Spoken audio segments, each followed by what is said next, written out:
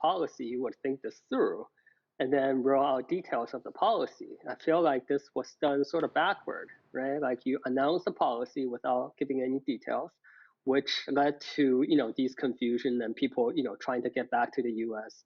And then have your press secretary give out details saying, oh, it already applies to new visa. Don't worry about it. It's on a one-time basis and already applied to new visas.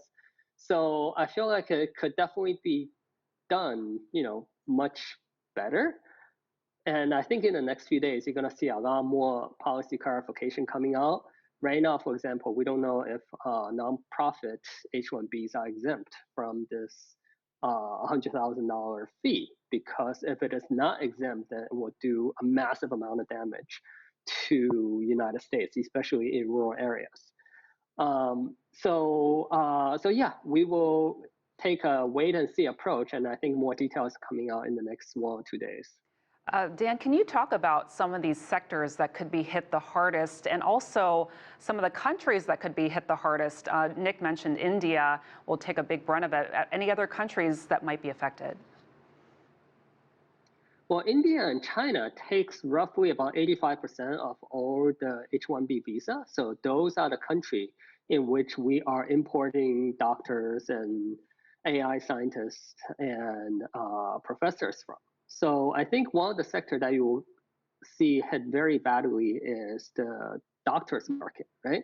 So our residency in the United States, roughly 20% of them were overseas people. We don't train enough medical students in this country. So we make up that difference with foreigners. And most of these foreigners are going to areas where Americans don't want to go, mainly rural areas. Now, if you put $100,000 fee on this visa, most of those residents are being paid about $70,000 to $80,000 a year. So there's no way those rural hospitals will be able to afford them now. And so what you're going to see is basically like hospitals like not able to perform surgeries in rural areas, and will lead to a lot of American deaths as a result. Now, we don't know yet whether the nonprofit organizations like rural hospitals will be exempt or not. My guess is in the next few days, the administration will come out and say, no, you don't have to worry. Nonprofit organizations are exempt. But right now, we just don't know. And if it's not exempt, you're going to see massive amount of damage in rural areas. Oh, that's an interesting point with the medical field. That has a lot of implications. Let's talk about the international reaction. How are these countries that are being affected reacting, and how might this affect relations between those countries and the United States? I think those countries are actually fairly happy, right? If you think about it, the United States, we're draining the best and brightest from all across the world into our orbit. And then these people are workers. They don't need to be trained. They're already trained by the time they get here. So we're basically getting the best of their labor, and they spend their money in the United States. Now, because of this visa policy change, you're going to see a lot of people that otherwise would have been in the US now will stay in India and China. And you're going to see Microsoft, these kind of multinationals greatly expand their payroll in those countries to do the research, which otherwise would have been done in the United States, which means that we don't get to tax those people at the same rate, and they're not spending their money in the United States.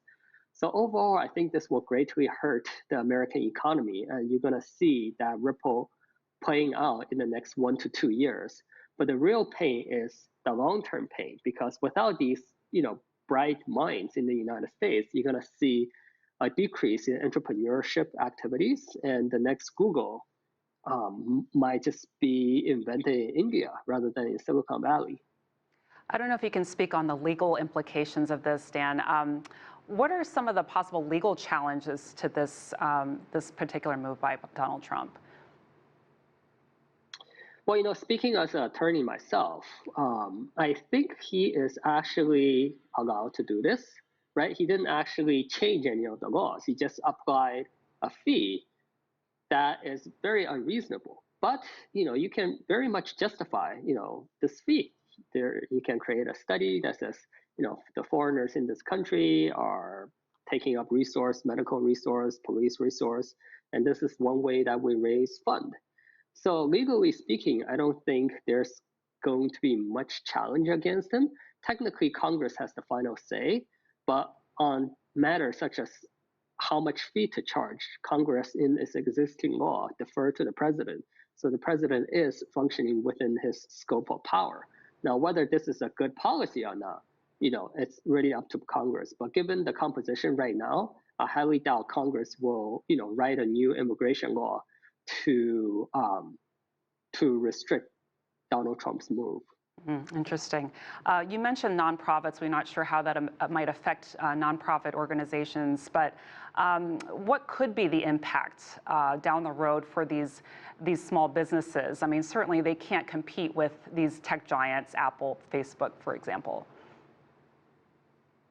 Yeah, so if you look at a signing ceremony, there were a few tech executives there, and this provision, this change, greatly benefits tech companies, right? For Apple and Google and Tesla with unlimited money. This 100K, they're not very happy with, but it's not going to make much of a difference. Whereas if you're a smaller company, this will very much makes it prohibitively expensive to hire foreigners, and the talent will be permanently lost. And also the way the provision is written is that Donald Trump, the executive office, may waive these fees. So if you want to, curry some favor with the executive office by donating to Trump's re-election campaign, you might waive your fees, right? This is a leash putting on the neck of these big companies to make sure they stay in line. So, I guess it's a win-win for Donald Trump and for the tech industry, but it's overall a loss for the American economy.